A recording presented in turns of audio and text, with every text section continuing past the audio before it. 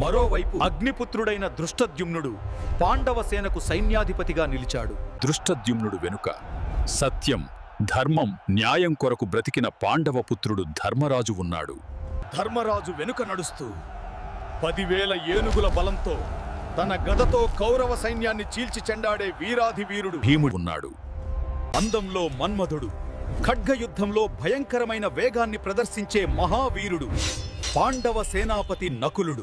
అతనితో పాటు జ్ఞానంలో దివ్యుడు, వ్యూహంలో అపరాజితుడు, యుద్ధరంగంలో ధైర్యవంతుడు తనంతరు సహదేవుడు ఉన్నాడు. పాండవులలో అగ్రగణ్యుడు, ధనుర్విద్యలో అసామాన్యుడు, కౌరవులకు అరివీర శత్రువు, అగ్ని ప్రమాణం చేసిన వీరుడు అర్జునుడు.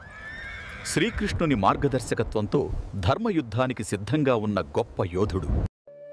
అర్జునుడి రథసారథిగా నిలిచిన ఆయన కేవలం మనిషి కాదు, యుగయుగాలకి ధర్మమార్గం చూపినవాడు, కాలాన్ని ఆపగల శక్తి, విశ్వం నడిపించే ఆత్మ ఆయనే, సాక్షాత్ విష్ణువు స్వరూపుడైన శ్రీకృష్ణుడు.